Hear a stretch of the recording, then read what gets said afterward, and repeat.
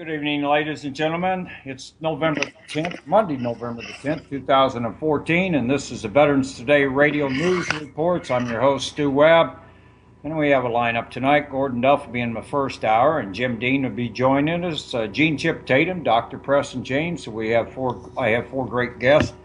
And with that said, I get right to the point. Gordon Duff, Senior Editor, Veterans Today. I should call you Super Spook. Gordon Duff. No. We're going to avoid hyperbole as much as possible. Okay. It's turned around and bitten more than a few people in the ass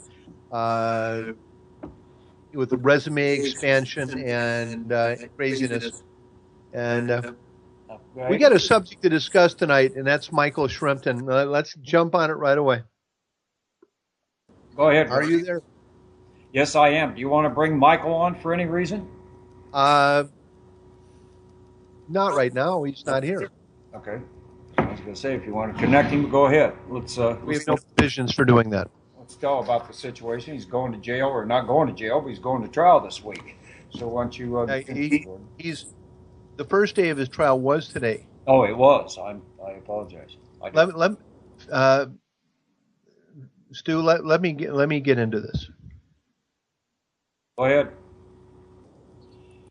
The first day of Michael Shrimpton's trial in London was today, and it was reported by Amanda Williams for the Daily Mail Online. Her report purposefully, and Michael Shrimpton, who is a writer for Veterans Today, a British author, barrister, someone I met through MI5.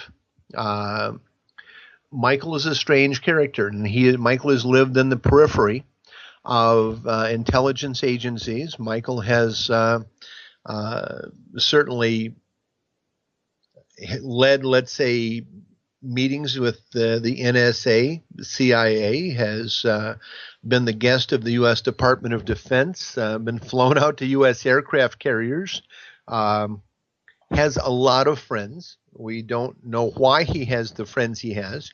Mike, as with people at Veterans Today, Michael is our fanatic pro-Israel guy, and we don't have very many of those, but we have some, and it raises the ire of the anti-Israel crowd there. And we certainly have one of those. Michael, I know, however, to be a good person, a very decent person.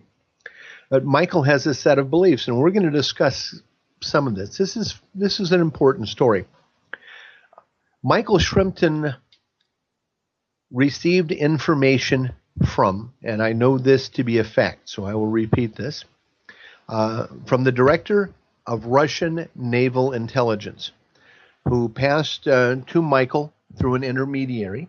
But I know this to be the case. I've been able to confirm this with Russian naval intelligence, that they told Michael that nuclear weapons had been recovered from the USS Kursk. I don't know that to be a fact, but I know that Michael was told this. I can't swear that it's true.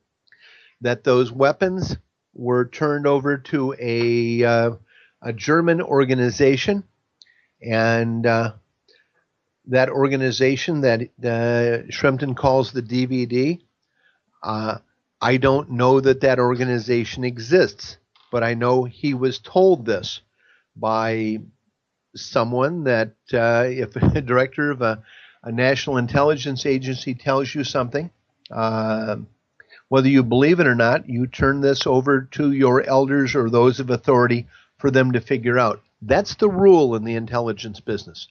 Totally the rule. Michael was told that this nuclear weapon, which was a 550 kiloton weapon taken off a cruise-type missile on the USS Kursk, was transferred to a small submarine at Bremerhaven and was transported across the North Sea, the English Channel, up the Thames estuary, unloaded there, and taken to a warehouse or hospital, or, and then I'm not sure where that story goes, about 8 miles from the Olympic Stadium. Now, I am told that, I know rather, that Michael had contacted through a public telephone line that is advertised by MI6, and that's the British version of the CIA, has a tip line. And if you hear about any bomb scares or anything, it says, call in. Well, he did exactly that, as he was directed on that website, and said what he was told. And I know he was told this. And was soon afterwards arrested, incarcerated, his computers seized, and is now facing criminal charges for making a hoax bomb scare. In recent weeks, former Vice President Dick Cheney has said that the chances of there being nuclear terrorism against the United States, and I am saying that he is suggesting Great Britain also, is more than a likelihood, it is an inevitability. In discussions that we have here, and I, as my position at Veterans Today, but also as director with the Damas Defense, we have a counterintelligence division that is run by senior members, retired members of the Federal Bureau of Investigation.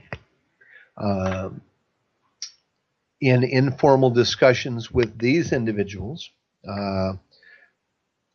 who have at one time or another managed, certainly, they set up the FBI's hostage rescue system. One of our guys ran FBI operations as a legal attaché out of Tokyo for the entire Pacific.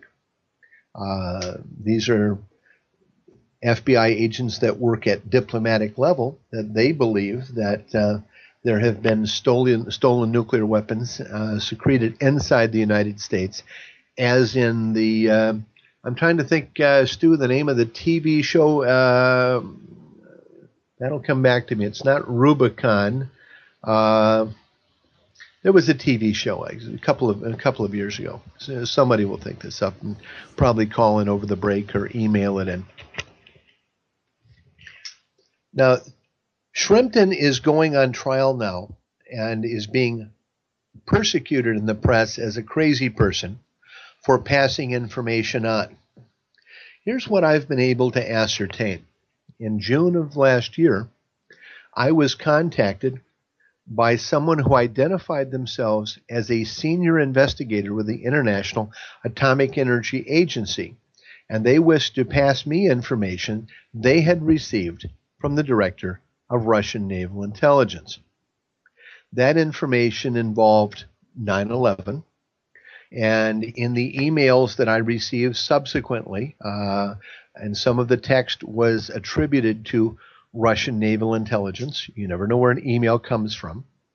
They said this information is not from Edward Snowden. In this information, it was information about the use of nuclear weapons on 9/11. Rather than go through all of this here, we go through this often enough. It's been published in Veterans Today in a series of up to 25 articles. And this isn't how I prefer to express the narrative, but as information was bled to me page at a time, I published it as I got it. And it didn't lead in the best form, but then again, it's not my place to provide the public with an entertaining narrative about an apocalyptic situation. I'm here to publish what I have and gauge sources as I could. Now, in order to tell who I was dealing with, I asked for bona fides. And toward that end, I received a copy of a passport for a diplomat, an employee of the IAEA. The passport carried visas signed by the Secretary General of the United States. It demonstrated travel that went along with the story of following stolen nuclear weapons from point A to point B to point C it had those places on this. I was provided with photographs taken at Ground Zero, the World Trade Center, showing this individual off the passport at Ground Zero, according to the individual, investigating a nuclear event at Ground Zero. He certainly has photographs of himself there doing something. Similarly, I was provided with multiple photographs of tests of nuclear devices of varying kinds, photographs no one else has ever seen before, photographs taken of UN IAEA investigations. These are photos showing the UN vehicles, the investigation teams with Geiger counters and whatever. I have those photographs, so I know who I'm dealing with. Over the next couple of months, I was furnished with a set of documents, 75 meg of documents that constituted what I was told was an investigation of 9/11. And inside these documents were specific formulas and designs for nuclear devices, information about the transport of nuclear weapons, information about 9/11, including notes from FBI teams that were watching potential suspects, including Mohammed Atta, but also a number of Israelis as well. The names of people involved, a lot of specifics, and some highly classified physics and math about the design of specifically thermobaric nuclear weapons, micro nukes, mini nukes, how they worked, how they were designed, the specific math. We published, were contacted by physicists and nuclear weapons specialists elsewhere. Some agreed with all of this and were shocked at what we had. Others had strong questions about this. I passed the questions on to our source, who says he passed them to the national laboratories at Los Alamos. The answers we received were detailed, were beyond any of my educational capabilities. I was way beyond my depth, but was told by those who had asked the questions that, thank you, I didn't know. We did this through several series of questions, and I would say it would be reasonable proof that we were dealing with Los Alamos National Labs and the IAEA. They explained to us that they had leaked these documents to CNN, and CNN had refused to carry them, and then to Wayne Madsen, who had refused to have them published, and then to me, and then with some explanation of why they were sent to me because of my sterling character. And we have a moment about those things. How this ties into Mr. Shrimpton. These individuals here, the individual in particular I'm talking about, was a nuclear proliferations investigator who said that nuclear weapons were stolen. I asked him about Shrimpton's case, and he said he had confirmed this, that Shrimpton was wrong about the type of submarine, that there was no verification. Shrimpton had made an additional charge that the tsunami off Japan had been caused by a nuclear weapon that had been used offshore that had caused the tsunami. That was not verified.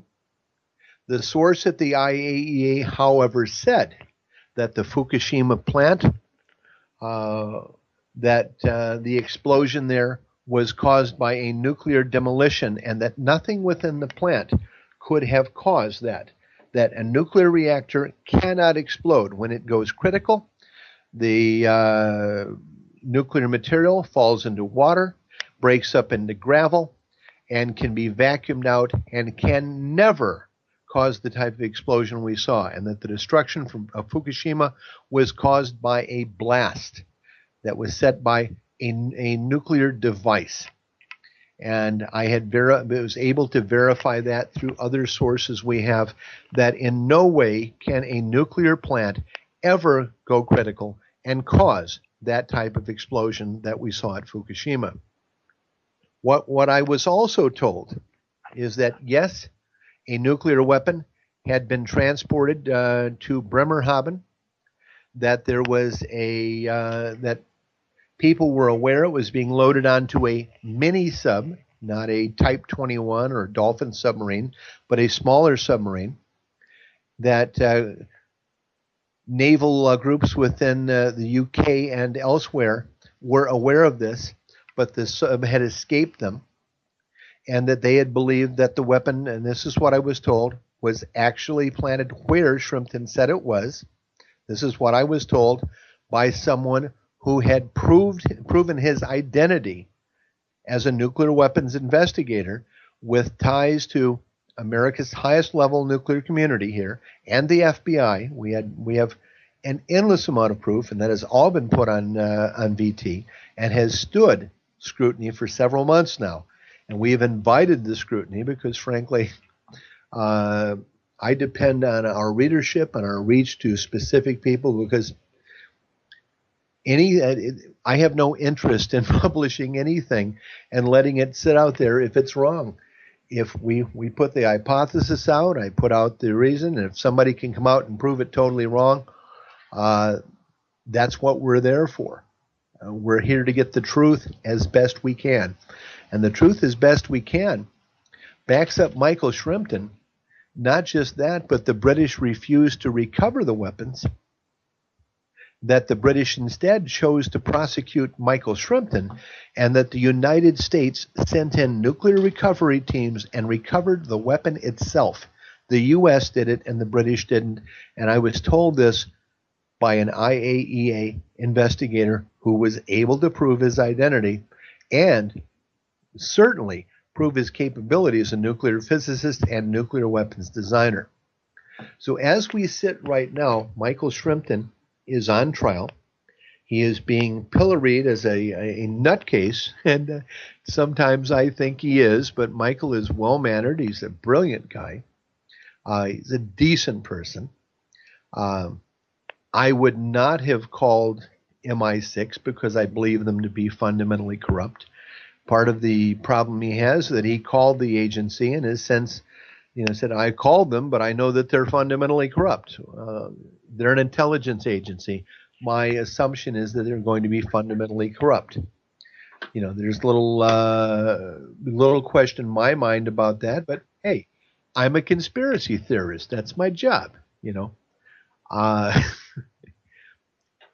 What we are trying to do here, and I just got off the telephone a few minutes ago with Israeli intelligence. Mr. Shrimpton is close to them.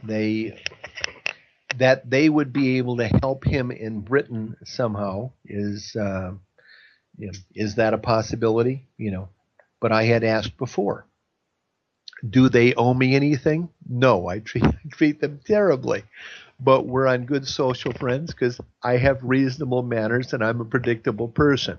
So do I have friends in Israeli intelligence? Yes. They trust me? Yes. Do I give them a bad time? Absolutely. And am I totally blind to the realities of, not all Israelis are bad and not all Palestinians are good? Yeah, there are legal issues there. There are issues involving the security of the United States. I certainly involve myself in those.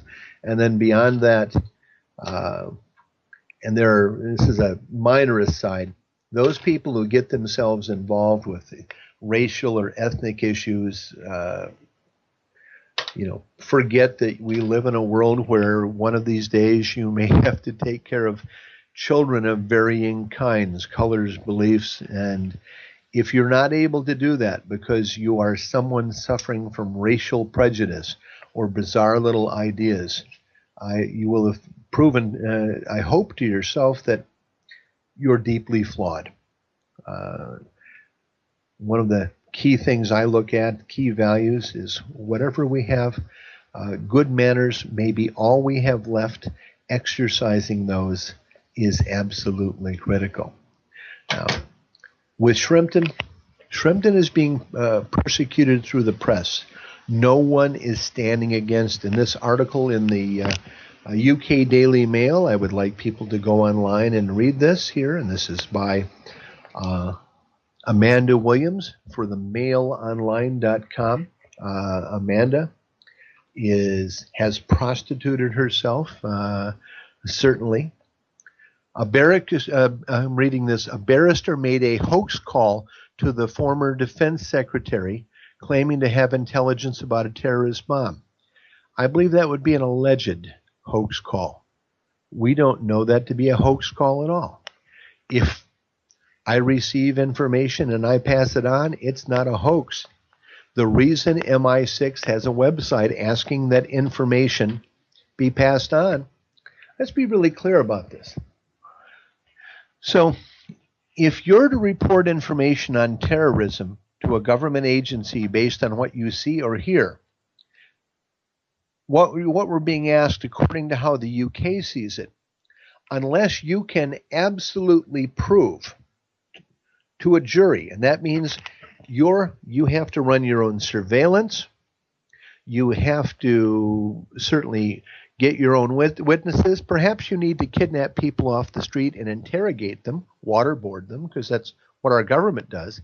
So if the UK is demanding that to pass information on to them, it is considered a hoax unless you can prove it. And if you can only prove something through testimony, through stealing files, black bag entries, so you can break into buildings, kidnap people off the street, torture them, if you will, keep them prisoners for months or years at a time if you need to.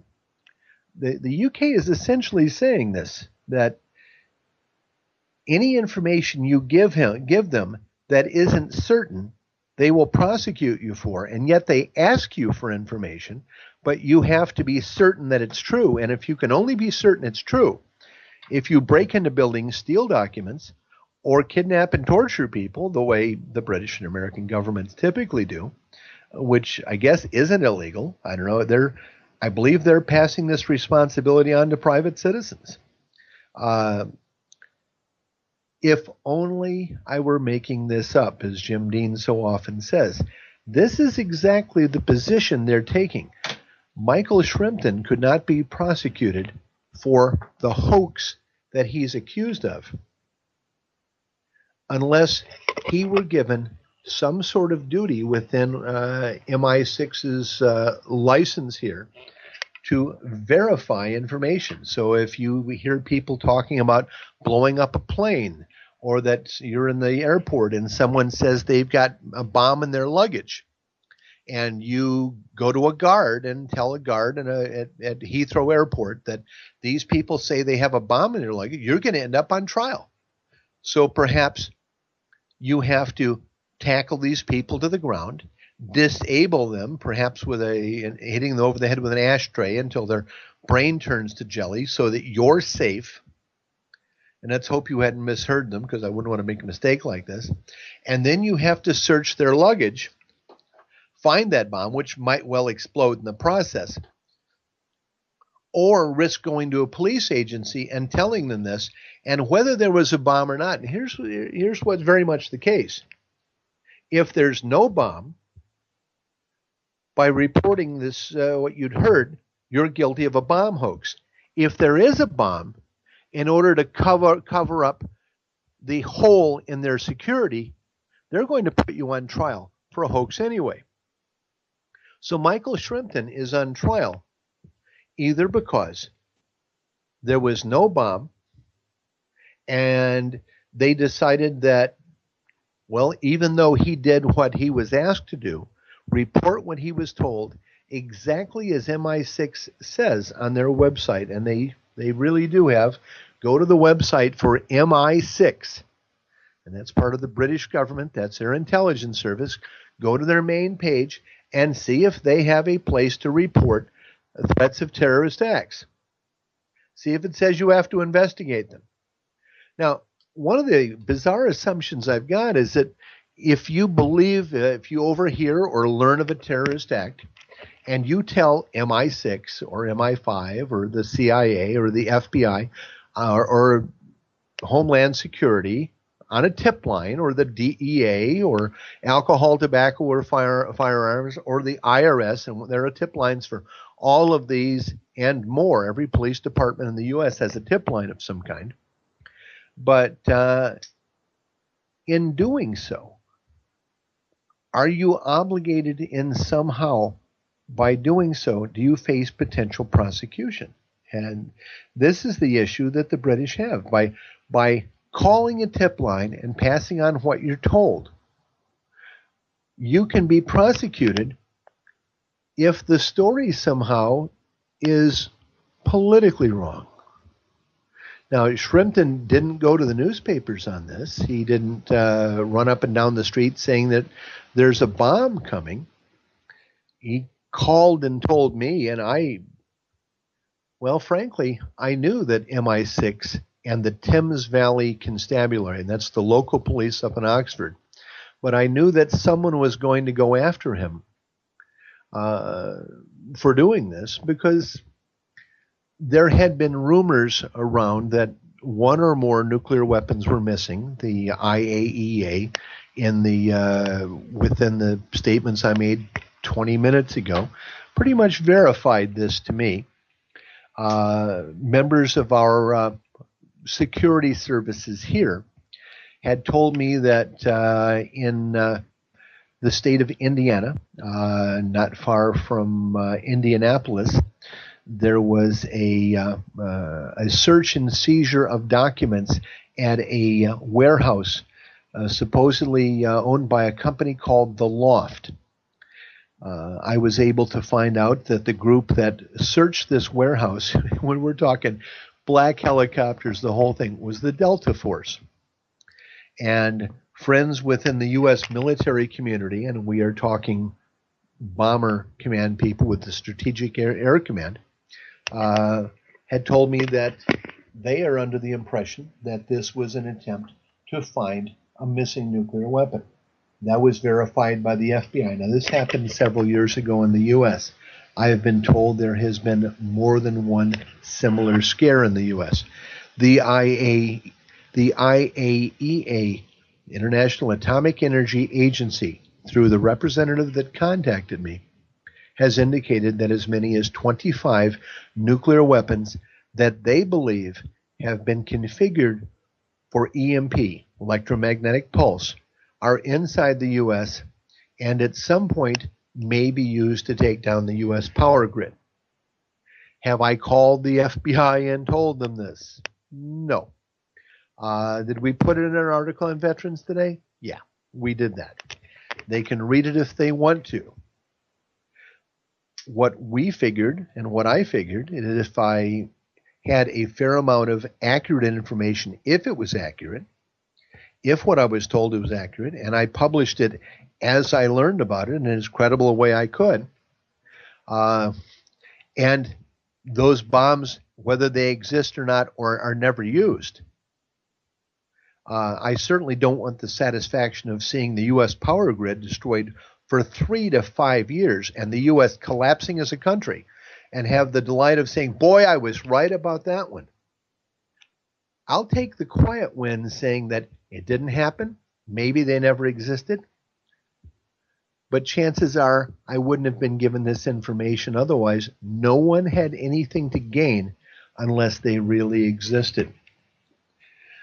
Another factor in the strange tale of Michael Shrimpton. I learned that there was a meeting in Oklahoma, and we'll say this happened at a convention complex outside Oklahoma City not that long ago. Okay, we'll say less than a year ago. There are periodically briefings that are held for members of industry, banking, oil, defense at the highest level. And those briefings are held with the heads of intelligence agencies. So a briefing, and this would be one of those things where you'd pay $200,000 for a ticket. You'd be the best food in the world. You fly in your private plane. You all sit there, and there's either Brzezinski or Kissinger or George Tenet or Paul Joyal may be there, or Oleg Kalugin, Hamid Gul might be there. A few VT staffers might show up and have and do these things. And you would be talking to the heads of banks, investment banks, presidents of oil companies. At one of these meetings held in Oklahoma, we were told by a briefer at one of these meetings, who is a VT staffer, that the director of Russian naval intelligence was there and briefed them on the exact things that Mr. Shrimpton is saying were true. Well, not the exact, but to an extent, that there was a bomb scare at the Olympics, that a nuclear weapon was recovered by U.S. teams. There was a rationale given when I asked, well, what was the purpose of it? And it was some kind of, the rationale was given involved Israel, Palestinians, the news of the world, Tony Blair, blackmail. Whatever reason it was, it didn't necessarily, the reason didn't necessarily gel with me properly. But that people paid to go, they learned about this, and that other nuclear weapons had been stolen and sold to Saudi Arabia, South Korea, Taiwan, by the way, and these are governments that we're very close to. We have an offer to visit Taiwan, and extended to me by one of their ambassadors just a short time ago. And we certainly have good relationships and good feelings with them. But nuclear weapons have been sold to Brazil, Argentina, perhaps, and 4 or 5 other countries. But over 10 sophisticated nuclear weapons, certainly. The Saudis have had them for many years. Other countries as well. And we have published much on this. If you want to learn about this, go to Veterans Today, go into the archives, look under my name since June, pull the articles up, and then under Veterans Today, or just do a general search for nuclear education.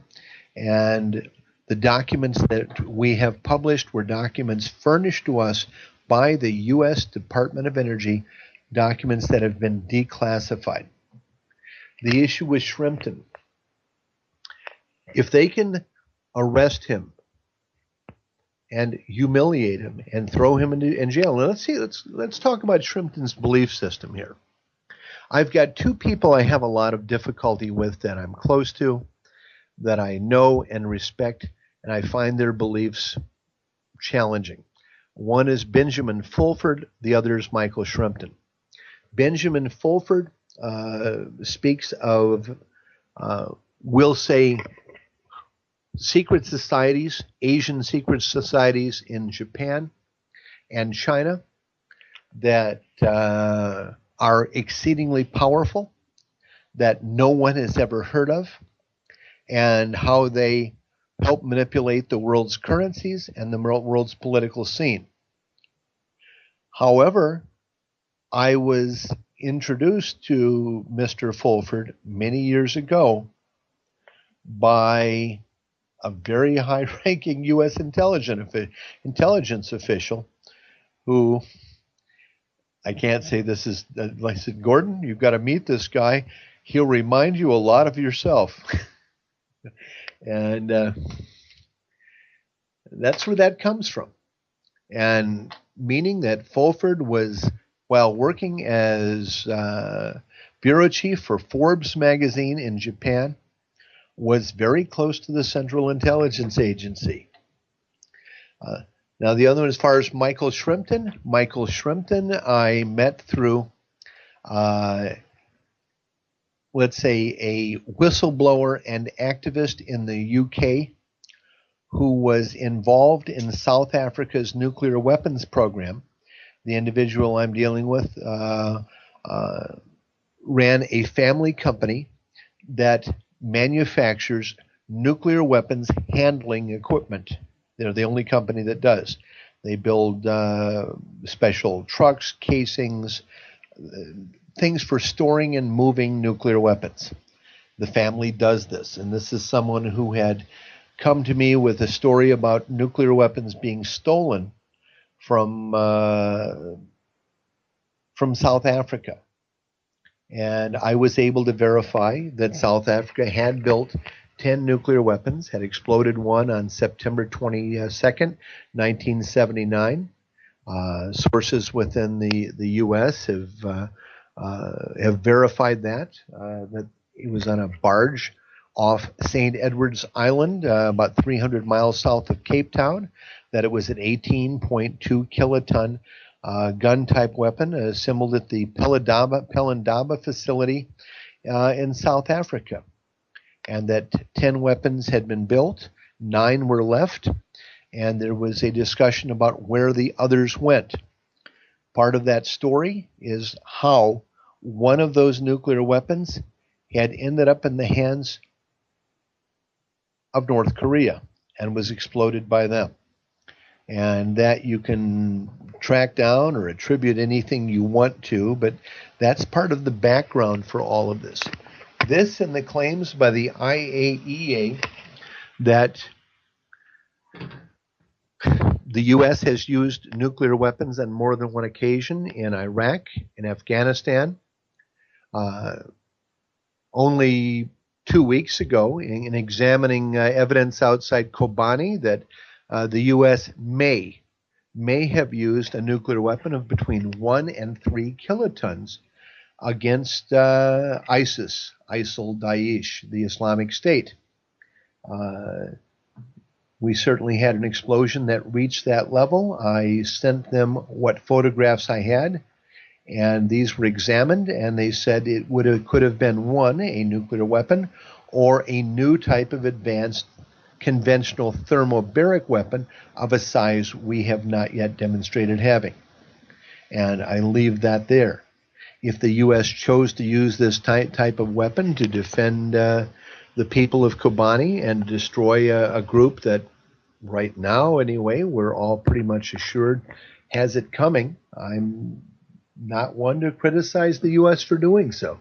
If we can do it without poisoning the world, and I'm told we're capable of producing nuclear weapons that produce no radiation and that are very effective, and if we have targets of that size and they're the only things that work, and we deal with an enemy of this type, I'm not so quick to judge. You know, I take this under consideration. I'm not here to damn the U.S., but we're here to damn Great Britain because Great Britain is prosecuting someone for doing their civic duty, passing on information, whether if Michael Shrimpton believed the information he had to be false, he was legally obligated to pass it on. Because it's MI6's job to figure out what's true or not, because they're an intelligence agency. We pay them to do that, and by we meaning that, I'm a director of a publicly traded corporation in Great Britain, taxpayer over there, so I help pay the bills there. That works, by the way, in defense and intelligence. And if something comes up, whether it's true or not, but it's MI6's job to figure out what's true and what's not true, that's why they're an intelligence agency. If you have to prove everything they do is true before you tell them, then why have them at all? Fire all of them. And let's all of us just start catching and waterboarding people. And now, Stu, I'm going to stop talking for a while here and jump right in. Oh, Gordon, don't stop talking on this. This needs to be explained. what you've done with Shrimpton needs to be explained. Well, I've gotten to a point here where I've brought up most things a couple of times. We've created a record here of what we know. I don't want to go outside of what I know is, I know is true. I want to leave basically a credible record of the relationship of the events as best I can, and to stay as far from hyperbole as possible so that people can use. Oh, Michael Chester, I'm on radio here with Stu. I know you've been calling, and just to let you know, you're on live radio. Say hello to the audience, Michael. Well, hello to the audience. That's Stu. That's Mike Chester from Veterans Today. Bring him on. Bring him on. Let's see what he has to say if he would like to. Now, can I add Michael to the Skype? Yes, I believe you can. Just add him to yours there. Okay, let me do it. Michael, I'm going to add you to Skype here. Hold on. Conversation. Add people. Just drag him in the box. Drag well, I'm Skype box. I'm doing that right now. I've got about 5,000 Skype contacts here. Let me see. Okay, there we are. Michael, we're ringing you in. See if you end up on the air here. Okay, just a moment. I'm going to turn my computer back on. Only Mike Chester would actually. It should start ringing here. And in the interim here, let me add you in again, Michael. We've been talking about Mike Shrimpton, whose trial started today. And I know you've talked with Shrimpton before. We've one of the things about Veterans Today is that we all know each other. And we'll try this again with Mike and add to the call. And Michael, you should be going in right now. I believe he indicated. Let me try calling you. You can't. That didn't work. No, I'm adding you to a call.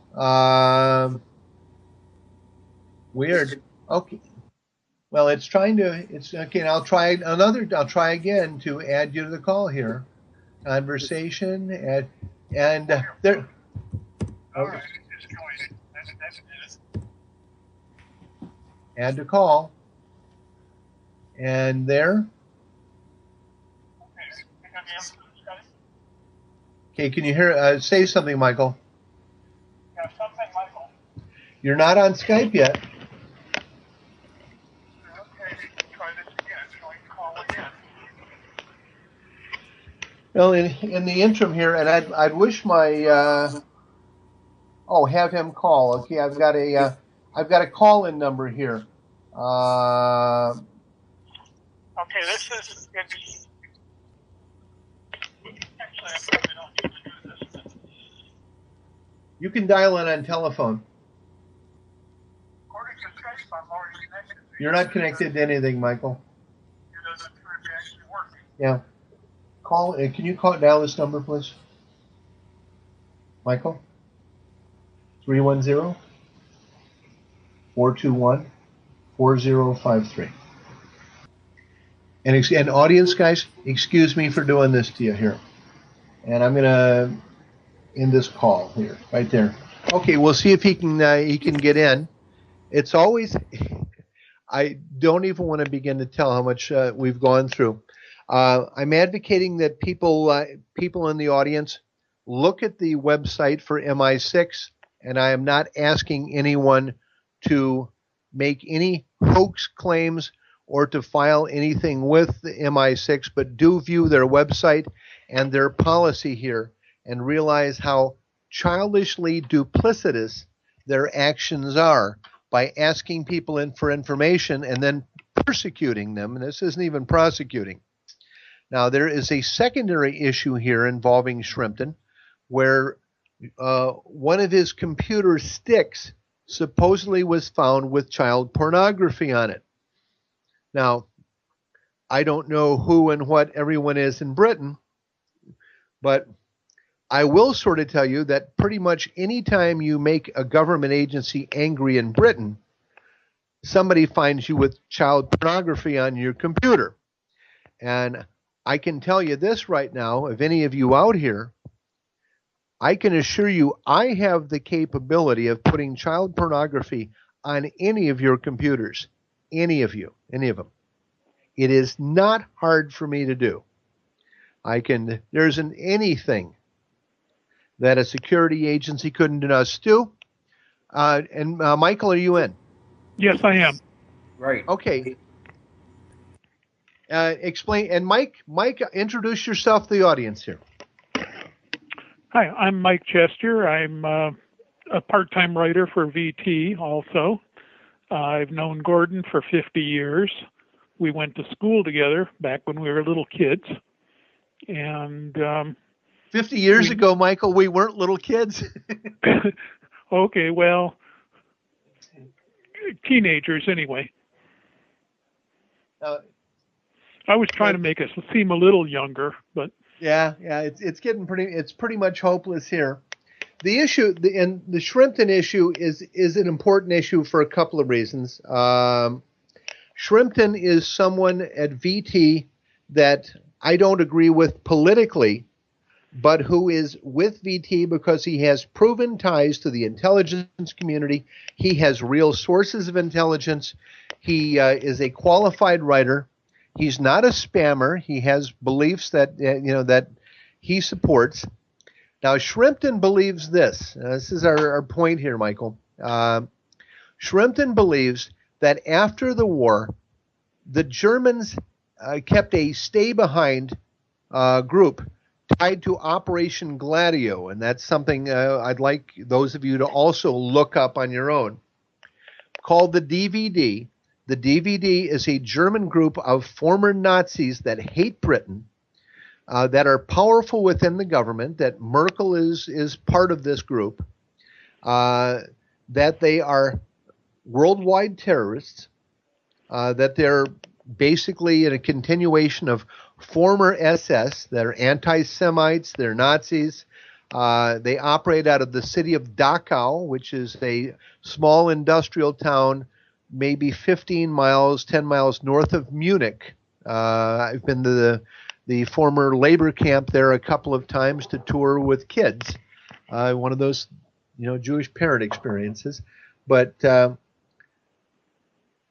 and his idea that this group, the DVD, is behind a broad series of plots, I used to find outlandish, but now as we look at ISIS and what's going on, Michael, do you see where I'm going with this?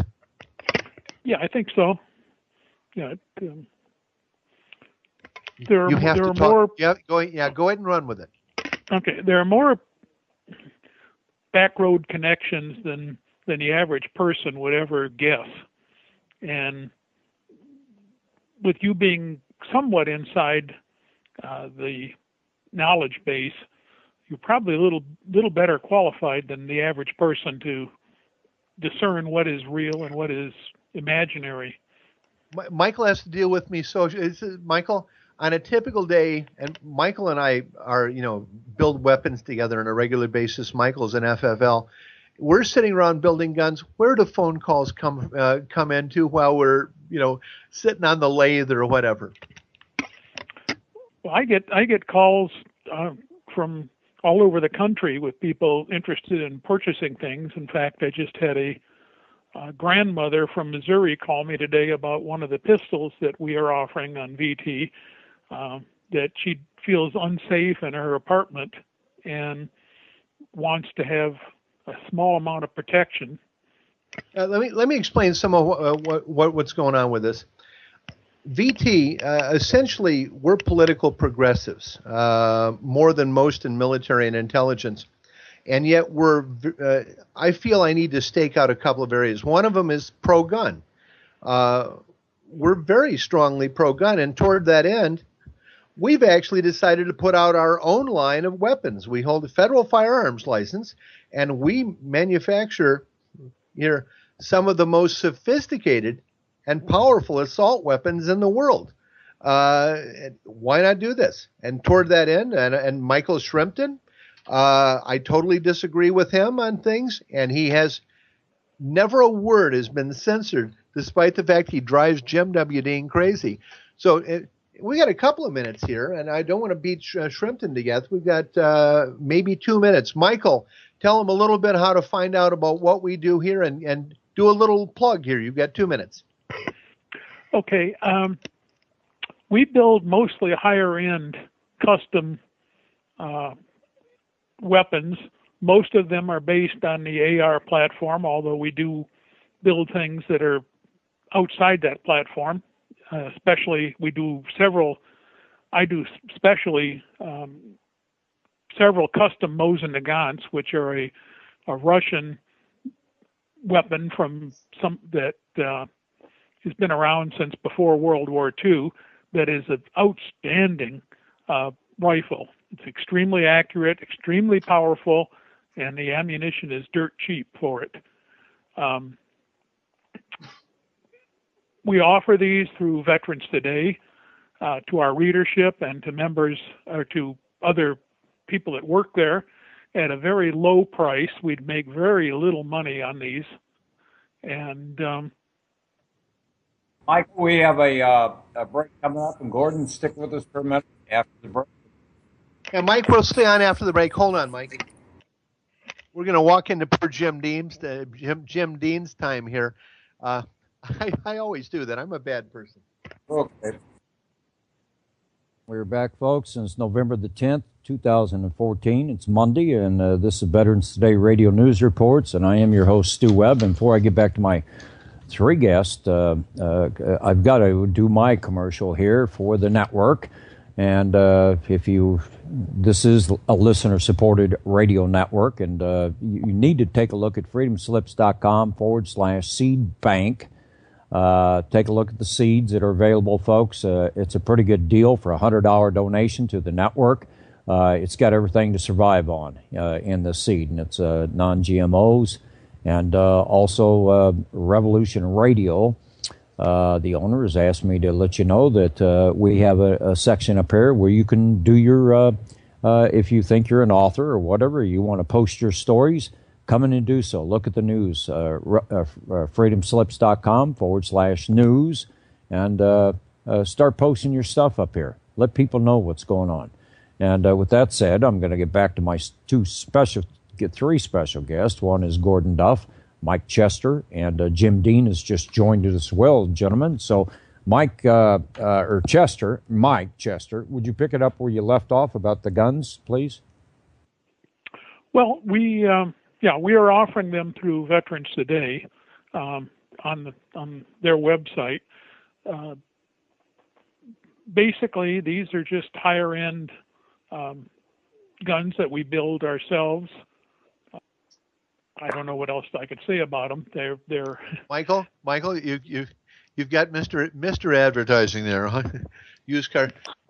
More or less, what we're doing essentially is we started a couple of years ago doing gun videos. I do gun restorations. Michael is an FFL. I restore historical weapons.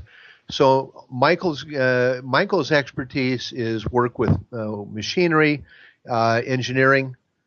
Michael has a lot of those skills, and so Michael can pretty much make anything. And on the other hand, you can give me a broken anything, and I'll give you back a brand new one that looks like nothing ever happened to it. So you can take a weapon out of the bottom of a barrel of something unpleasant, give it to me, and I'll make it look like it was factory new, or at least a qualified antique after about 200 hours of cleaning. But I can fix things, repair anything. I do weapons tune-ups. I was always doing that. I've been doing it for many, many years. And we just decided as a hobby, and I need to do things to work with my hands to stay sane, frankly. I deal with the garbage you're hearing about, the stuff with Shrimpton. Let me do a manic subject change for a second. We go into the last hour. Take the first 46, 47 minutes of the last hour. I didn't want to run it any longer than this. The and let's say the text out on this, and I'd like to see this on YouTube, but I would like to see someone, let's say, get this out here. This is specific information. This is a specific instance of something very, very wrong the British government has done, very wrong. They've taken one of our people who has, let's say, non-standard views, but who did something he believed was right and something that was legal, and they're trying to persecute him. Now, only 2 weeks before, one of our affiliates, Press TV, one of their reporters, was murdered in Turkey. We've lost as many as a dozen people over the past 5 years. Now we're talking Serena Shim was, and by our evidence, murdered by Turkish intelligence, who ran over her little car for in retaliation to her reporting that they were caught smuggling weapons and fighters to ISIS. She caught them, and it's not the first time she's done that, and they had to get rid of her. Well, Serena Shim's an American citizen. She's from Detroit. A wonderful young lady. Now they're trying to send Michael Shrimpton to prison for reporting some of the, what certainly to me looks like members of the British government being caught doing something that they shouldn't have been doing, tied to covering up a nuclear threat. And this is what I believe anyway. If they'd simply ignored him and said, you're full of it, that'd be one thing. When they went after him, when they put child pornography in his computer, and I believe they've done that. That's my belief. And I'm qualified to pretty much say those things. If I say I believe something, I expect most of you to go along with it. If I believe it strongly, I expect more than a few of you to go along with it. I believe the Thames Valley Constabulary, working with an intelligence agency in Britain, tried to label him as a pedophile in order to cover up a nuclear weapons scare tied to an unspecified blackmail at the highest level of the United Kingdom, probably tied to members of the government, and this is more than a better than average guess, being involved in high crimes, misdemeanors, or involved with secret societies. One of those many things. You just pick one out here. We know they're guilty. We don't know what they're guilty of yet, but we've, as far as their actions involving Mr. Shrimpton, they are a confession. Because we may not know the exact crime the British government or key members are guilty of. We have caught them in a cover-up. They're caught. You're caught. We have a slam dunk case. You're caught violating the law, violating any kind of common sense, and the Daily Mail, which is nothing but one of the endless number of intelligence agency hack papers, and our reporters here for them are shameful people, and their actions are criminal. And certainly this is anything but journalism. As for what Michael has been getting at, and Michael doesn't live on the radio here like Stu and I do. We're going to be building over the next week. Michael and I are, we're collecting parts right now, UPS and the mailbox and whatever, the barrels, receivers coming in every day, Michael? Yeah, pretty much. I got a whole bunch of stuff that's going to be delayed today due to the Veterans Day tomorrow, but it's all very close.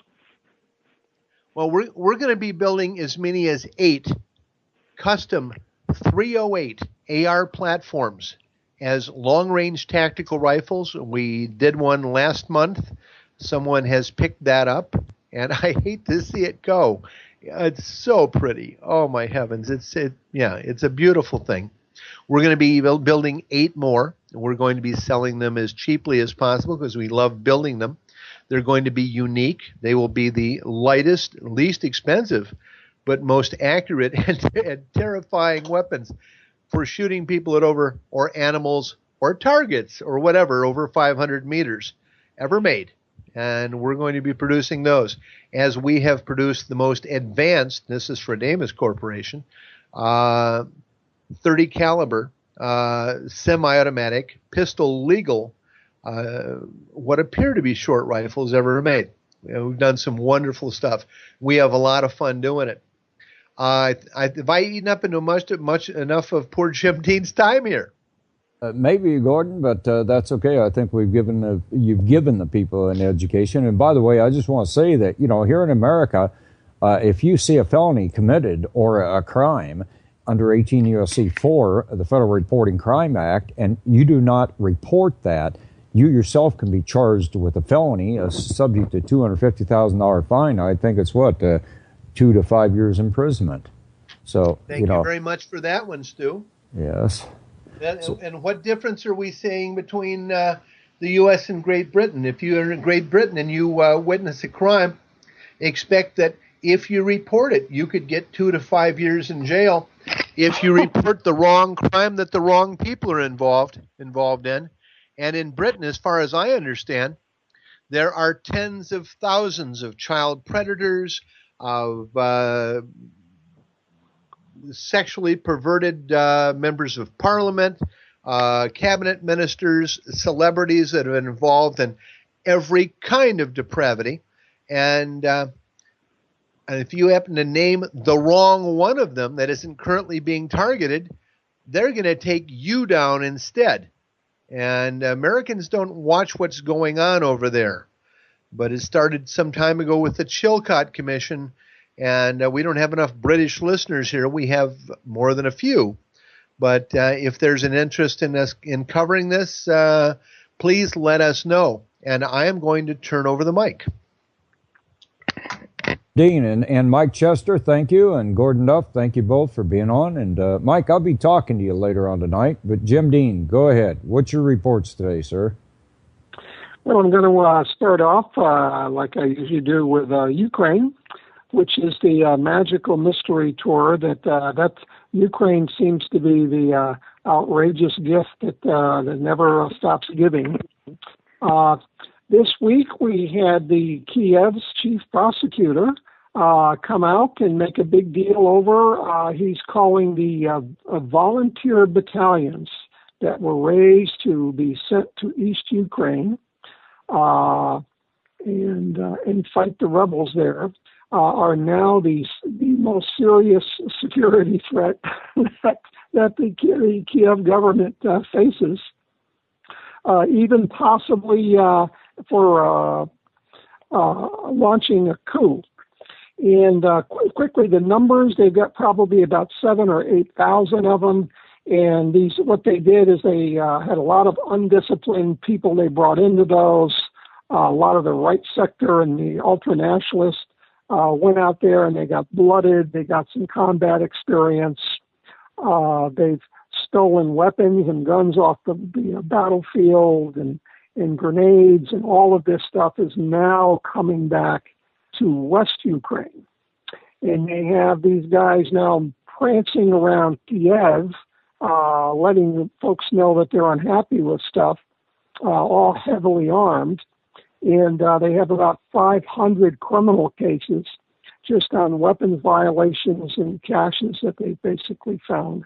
So like we had said at Veterans Today, this whole thing of using, which is done over and over and over again, grabbing up the dregs of society, the losers, the deadbeats, emptying out the prisons, and thinking you've got some cheap cannon fodder, throwaway troops, is a very, very short-sighted game. Because whereas that may happen, and you can send them to war, and they can get killed and crippled and whatever, and they don't cost you very much.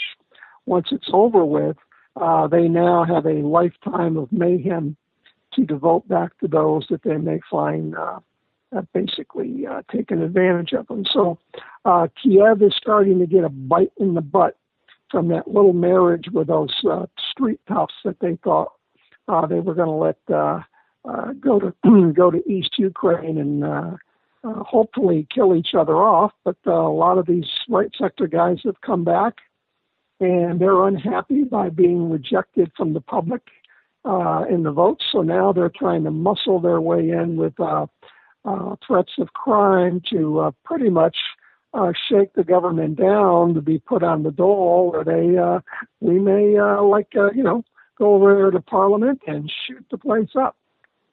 So that's a little comeuppance story there. Next up, the prisoner transfers had started out. That was part of the ceasefire agreement. They were supposed to swap all prisoners. And of course, Kiev started doing it slowly because we know now that they never had any intentions of fulfilling the real ceasefire agreements. They were using it to rearm, and they just dragged the process out.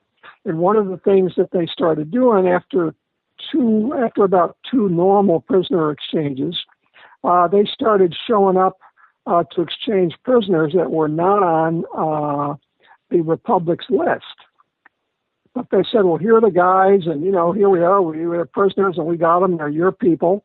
And the Donetsk people and the Republic, they didn't really know who these guys are. So what it turned out was that Kiev was just picking up bums and tramps and people out of jail and stuff like that. And they were actually seeding the prisoner releases with guys that really weren't POWs, trading off a bunch of nobodies to get their own troops back. And then they were holding back the real troops of the Donetsk folks. So this is just another story where these Kiev folks, because they've got the West and the EU and the US basically saying nothing about any of the atrocities or the nasty stuff that they've been doing, they just feel that they've just got free reign to do pretty much what they want, and they're doing it. Moving on to MH17 crashes in the news again. They're finally removing the wreckage, which will be done this month. So fortunately, that will not lay out there and be under the snow this winter, because they may still find some clues there that could be helpful. But what came back up in the story there is Kiev, as always, blamed the delay on the militias because they would not let they said they would not let the Malaysians and the people in to actually gather up the wreckage. And of course, this was a total fabrication, because it was even reported in the news over and over that when the monitors and the recovery people wanted to go to the site, or they were on the site, they had to leave because Kiev's troops were shelling the area where the wreckage was. So these Kiev folks are absolutely out of control. I mean, even stuff that's been reported in the news over and over, they just act like nobody's ever heard that before. We'll tell this lie this day. And there's nobody in Washington, there's nobody in Europe that says anything to slap them up, slap them down, and say, you got to stop this, or we're going to have to reconsider our financial aid.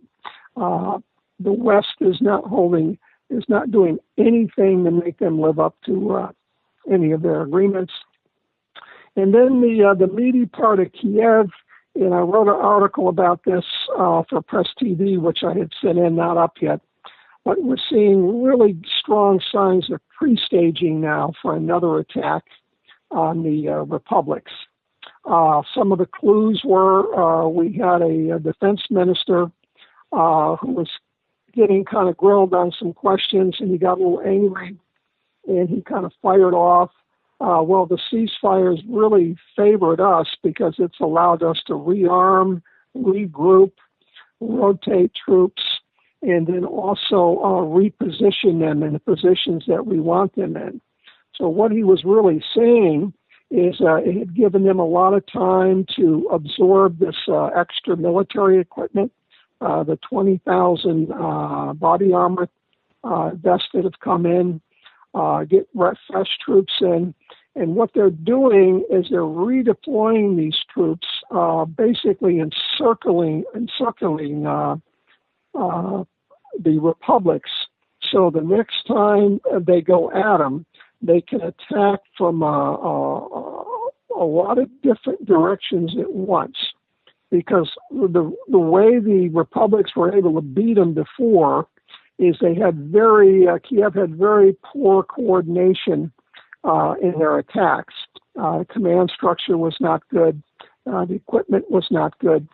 So because the republics had interior lines, they were able to shift the strong part of their military to be in position to blunt all the major thrusts that they had, because Kiev could just not pull out coordinated attacks.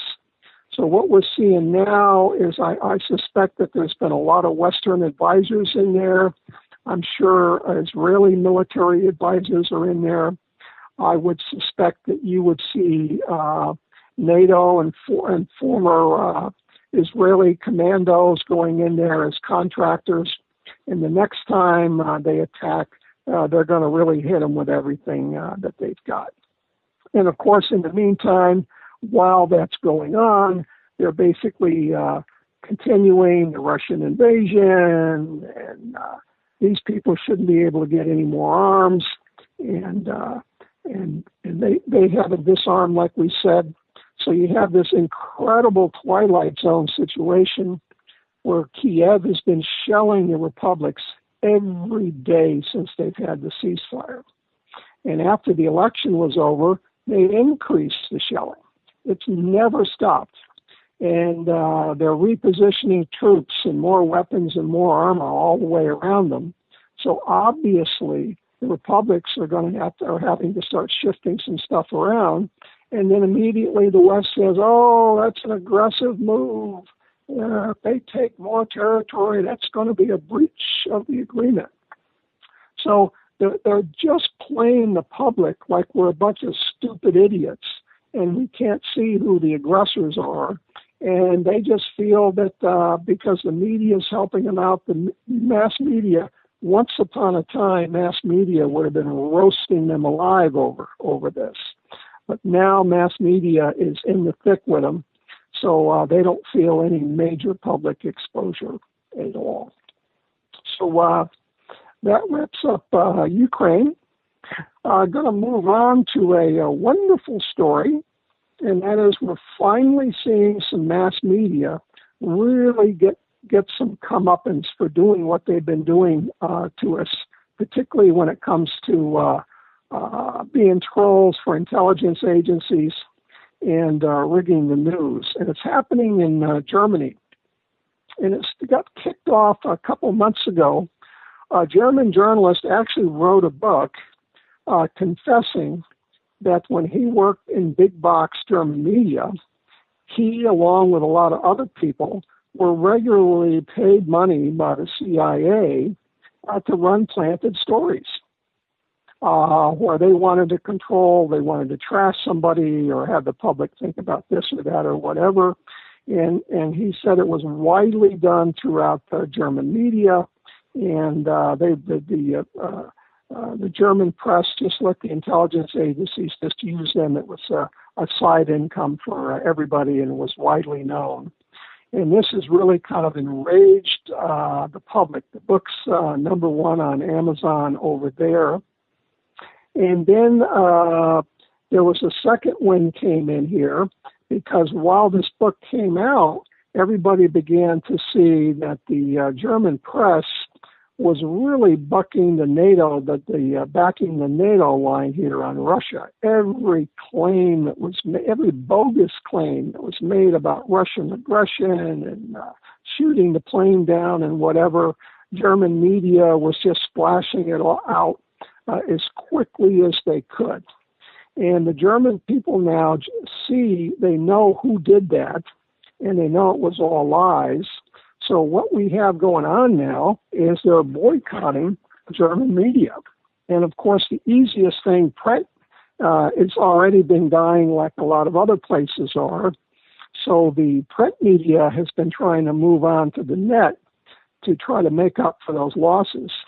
And they've had probably the biggest decrease in readership that's been been recorded in modern times here. They said the numbers plunged in October, and this is across all of the major box media platforms. And they've never seen anything like it, and it's being expanded now. They're even people are calling for boycotts of YouTube, boycotts for Facebook, because of the same reason.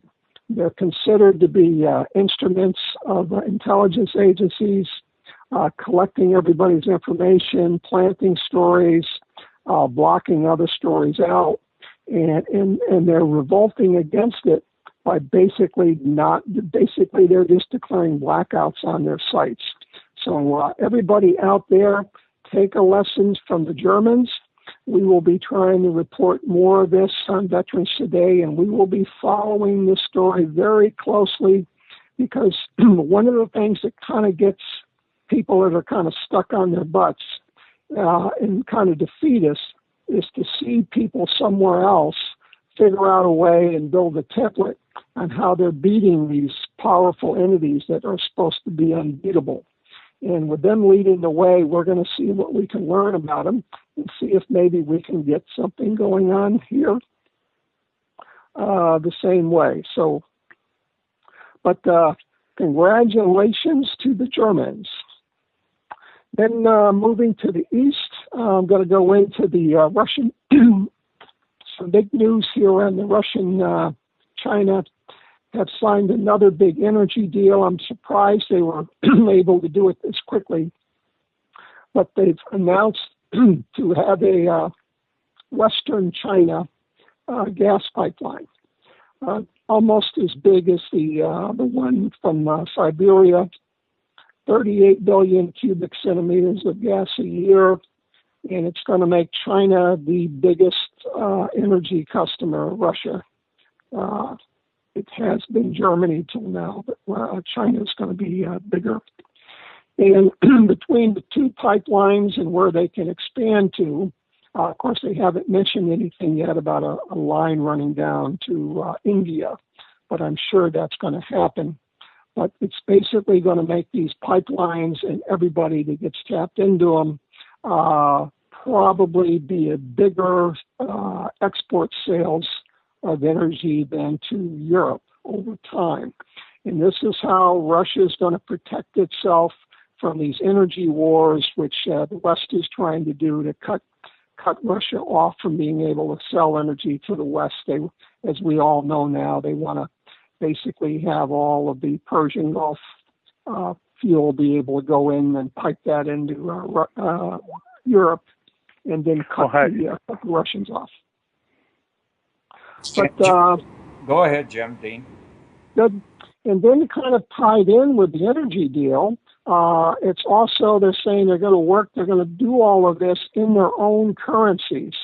So this is going to be a part of the continuing trend of taking the U.S. dollar is basically history now and being able to dominate energy trades.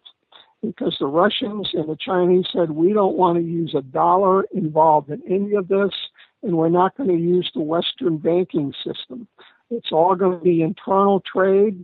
Nobody in the West will make any transfer fees. There are going to be no wires. They're even forming a joint bank together where all they can do is switch funds from each other's accounts at the end of the day to balance out transactions. And then from an intelligence point of view, the NSA cannot grab any of that transaction data as it's flowing around the world, as they're converting currencies. So this was, it's also they're saying they're going to work with people of this in their own currencies. So this is going to be a part of the continuing trend of taking the U.S. dollar is basically history now and being able to dominate energy trades.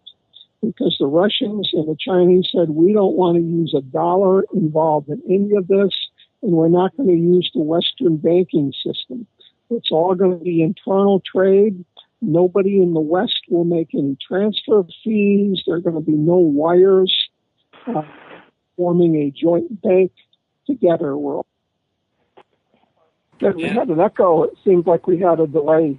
Is that fixed, or are we still? Yeah, we're fixed. We're fixed here, Jim. And okay. And is there anything else? Yeah, I can quickly wrap up. In the future here, not only is they going to get the dollar out of trade, but I'm seeing the possibility of a Russian-Chinese kind of a Federal Reserve of sorts in the future. And not the one that the U.S. had, where billions of dollars were created out of thin air just by making a ledger entry. But China's sitting on the largest gold reserves now, and which are building, and Russia's got a lot, and Russia's got a huge amount of energy reserves. So I'm thinking that down the line they may start issuing their own debt instruments just based on their own currencies and also on energy. And this is going to give them, they're going to be able to stimulate growth using their own credit, which was a tremendous advantage for the West and particularly for the U.S., and it gave the U.S. a lot of control over Europe, because when Europe needs billions of dollars or even a couple trillion for liquidity like they did in the bank crash, only the U.S. was in a position to create trillions of dollars out of thin air simply by making a ledger entry. And then lastly, real quickly, China also announced that they're going to put $40 billion into rebuilding the Silk Road because they want to be better connected. They're not isolating, even though Russia and China are going to work very, very closely together. China's a commercial country, and they're going to have a land route and a sea route. And I was astonished to find out that they said the city that they're both going to terminate in is Venice in Italy. I just was astounded. I thought the land route was going to go to Germany in Hamburg. And what we're seeing is the Chinese, where they're a little worried that if the U.S. decides they can't pay their debt and the only way they can get out of it is by collapsing the dollar, everybody that's holding huge dollar reserves is going to get, take a killing. So what I think they're looking at now, that maybe it's better to spend these dollars and invest them in huge infrastructure projects that no one else can do because they don't have the money, and spend their U.S. currencies on things like that while it has value. And then if there is a crash, they will already have all of that infrastructure built. And while it's going on, everybody will look around and they'll see that the West isn't doing infrastructure like this, because all the people that robbed all the capital, they're sitting on it. They don't want to invest it back in the country. They're basically treating us like third world bandits, that they take the money out, they stash it, and they don't want to spend it until after the crash. So that's my quick report. I guess I ran 5 minutes over, so I didn't cut in too much into your last guest time. Oh, you're not running over at all, Jim. We had Gordon running over a little bit, but that's okay. That's what the show's about. And I thank you with the report that you brought to us. It's very vital information. And Jim Dean, Managing Editor of Veterans Today, thank you, sir. We'll see you next time. Okay. And before I come to my next two guests, which is Gene Chip Tatum, CIA NSA whistleblower, and Dr. Preston James, I'd like to say happy birthday to all the Marine Corps out there. Being a former Marine myself, I guess I'm saying happy birthday to myself, too. If it wasn't for the Marine Corps, this country wouldn't be intact, period. And I'll say a second thing. I have a new show. I dropped another network because they refused to put on my guests, and they refused to hook us up on a simulcast. So I dumped them last week, and I will be having a show here, not only the one I have now, 6 to 8 p.m. on Mondays here on Revolution Radio, but I will be on Thursday night here on Revolution Radio from 8 to 10 p.m. Eastern Time. So, folks, we'll have Monday night and Thursday night with me. And, of course, Monday through Friday, you've got Mike Harris bringing your Veterans Today reports. And you have Kevin Barrett on Friday evening. So we're loaded up here on Revolution Radio. And don't forget, come in and take a look at the seeds. This is an enormous amount of seeds you can have, enough to grow the food for your entire family for a simple $100. And you need to take a look at this. And take a look also because Nighthawk has spent a lot of time over a year setting this up to where people can report on their latest news. And with that said, Gene Chip Tatum, Dr. Preston James, how are you two this evening? Good. And Gene, are you on with us? Doc? Yeah, I'm here. And what do you want to report on? I'm going to try to get Gene on again. Something's going on here. They're keeping him from getting on like you, and they're playing with the Skype tonight for some reason. But I can just start out and say something. What I've been working on is if you look at the situation the United States is in now, we have a serious financial economic crisis where our central bank, which according to Lee Want is not even a bank, the Federal Reserve System is not a bank and it's not a reserve. But what has happened is they have created money and printed it in our name and then charged us interest to use our own money, but it's an accruing interest. And so this is where the national debt comes from, and it's getting to be so onerous now. Most of our tax payments coming in are just to cover the interest. And but this debt machine has not just been a plague in the United States; it's engulfed much of the world too. And what's interesting to me is that okay, I'll bring you up in a minute. What's interesting to me is that the people that run the whole system, the money changers, they call them in the City of London, the world Zionist bankers, they have, you wonder how can just a small board of 10, 12 people maintain their power, because normally in world politics they get knocked off, they get pressured out. The way they have done it's been very crafty. What they have done is they have built up a dual track system of two power groups that are always competing, and that's why in the United States, when you have, like, when the Bush regime has been in power, they do not skate free. Even with all the power they have, using intelligence, secrecy, and everything else, they still do not skate free. There's always people like Patrick Fitzgerald, always these people in the U.S. Justice Department that go after them, that create all kinds of problems. Now the problem is rather than putting them out of business, arresting them and jailing them and getting them for capital crimes and then sentencing them to death, instead of doing what they should do to remove these people, they go only halfway. They pressure them, but then they make a deal to share in the power. And so what you have is the United States government is run like a yo-yo. You have these two parties in power in Congress. They're both really working for the same people, the bankers, but they're fighting among each other. And when they do prosecute, when they do use the law and start to enforce the law, they only go halfway. It's just to weaken the other side so they can get some of their money. And that's the way it's been going on ever since the Federal Reserve System took over. So no one really directly assaults the core problem, which is the Federal Reserve bankers, the City of London bankers. It's like Gaddafi once said, he was being interviewed by a BBC reporter, so what can we do to get rid of world terrorism? He said, nuke the City of London, and they'll never have any more. In 30 minutes there'll be no more terrorism. And that's exactly it. So I think what we're getting to now is a point in the world where these different crime factions are being more and more exposed by the internet. And I think the day is coming when we, the people, is going to start going after not only these factions eventually, but the people at the very top that control the money and keep people fighting. And I know, Chip, you know about the factional wars and the intelligence agencies for years between, the various naval intel and the Air Force. They were arch enemies. They had shooting wars sometimes. What do you agree with what I'm saying? And secondly, do you think that's getting out of hand now, where there is more and more competition between these agencies? Yeah, and that's been going on for decades.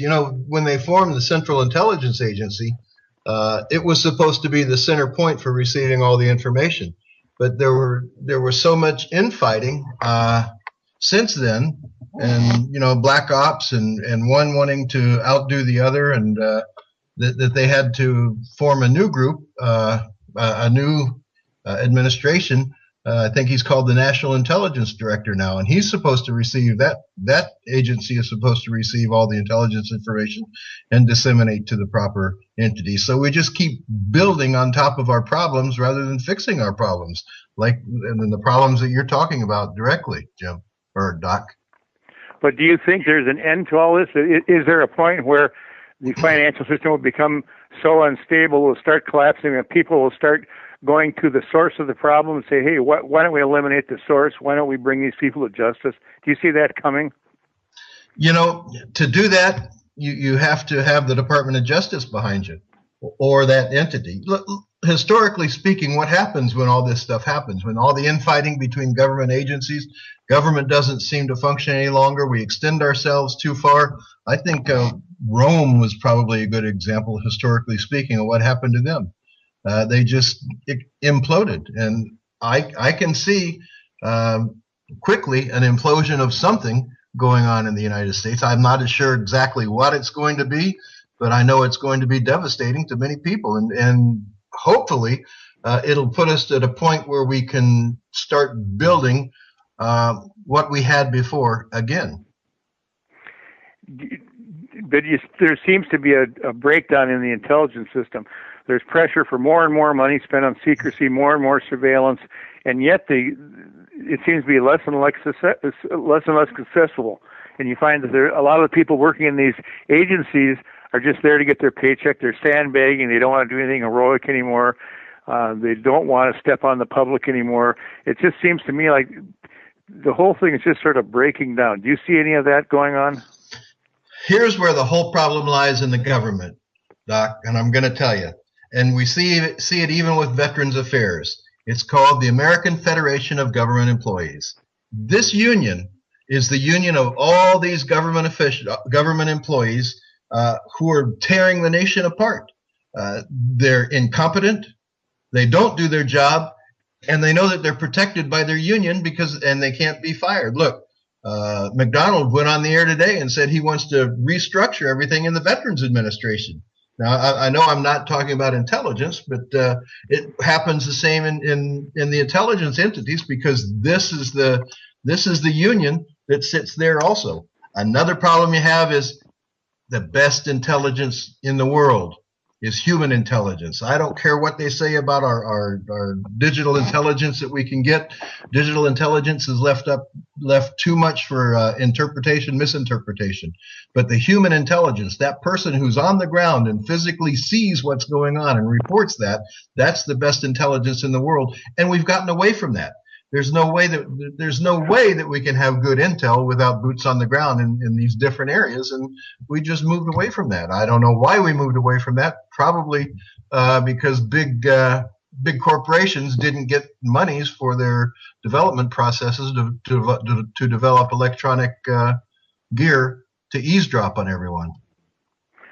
We have a situation now where you have the two governments. You have the visible government, the ceremonial government, and then you have the real secret shadow government that's really comprised of most of the top leaders of the major defense contractors, which are sort of like chameleons. They restructure, they change names, they have their own private armies. Right now we have ISIS, we have an American Civil War going on where the legitimate part of our military is fighting ISIS in Iraq, which is put together by the Saudis, the Israelis, the Turks, and Britain and the United States, the secret CIA faction. So and it's almost as if our country's been taken over by these private corporate interests that have their own armies. And if they're not stopped, there's a chance that the United States, as we know it, will be completely corporatized and destroyed, and will be run by a corporate board rather than Congress or anything else. Do you see that trend coming soon? Look, we created that monster, Doc. Look at how we created it. What happens to these top generals and these top government intelligence positions? These people when they leave their position, they go to these intelligence. They go to these huge conglomerate corporations, pull down a huge salary, and work as lobbyists and getting government contracts and talking the government into not doing their job. Let them do the job for them. There's no way that we're going to come out of this unless we grab the bull by the horns and just tell them no more. Look, they're willing to throw a little Navy SEAL in jail for writing a book, yet they don't do anything to these corporate executives who have left government service and taken all their knowledge and their influence to corporations and put the big bucks in their pocket in the pockets of the corporation they go to work for. But they're willing to downgrade and talk bad about a young hero. I have real problems with that. I have real problems with that, Doc. Well, yeah, of course. They murdered so many of the Navy SEALs. They blew up that. The first helicopter they blew up. Then the second one that was loaded up with them. So I mean, it's very dangerous working for the government anymore, and especially these large corporations. They send all these guys over. They were advertising $500,000 a year to go to Iraq, to fight with ISIS, and they're advertising right here inside the United States for this. And here they get $500,000, but if they're wounded, too bad for you. They don't get, they have no rights or anything else, and it's almost like. There's no military code of justice or anything. It's just a private mercenary army, and it almost seemed the last official troops we had in Iraq, over 50% were private contractors. I mean, it's getting to be ridiculous. Yeah, and the going rate since Iraq is $1,000 a day in working security, working in these privatization and these mercenary companies. $1,000 a day. And I don't think Lloyd's of London carries any health insurance on these guys. No. But here they're, and I ask yourself, what are these people thinking that are going, that are working for these private contractors fighting for ISIS? They spend millions of dollars creating terrorists. A lot of the so-called Islamic terrorists are. Kids that were abandoned on the street, taken into special training camps in Saudi Arabia and trained over a 15, 20-year period, radicalized and mind controlled, no less than mind controlled. And it almost seems like it's more work to start a war than it is to fight it. So and of course they don't ever win any war. What they do is just stage it for the next one, and that's what was done in Iraq. There were weapon caches and everything that were set aside. Some people say General Petraeus did it.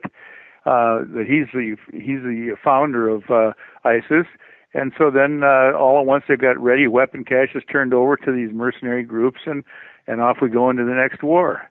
And but I do believe it's a civil war, and it's being covered up. It needs to be talked about as what it is. It's an American Civil War, and if we don't get to the root causes, and these generals, these retired American generals that work out of Offutt Air Force Base, if they aren't arrested for treason, and I think it's the end of our country. We got to start getting control and dealing with these people, and we know who they are, and McCain is one of them. These people need to be arrested for treason and adjudicated, and they better start getting serious about it because they're ripping our country apart. Well, I look at our military and the war machine as having learned from our big pharma and medical entity, in that in the medical field, there's no money in curing a person. The real money is in treating the person. Understand that, right? Right.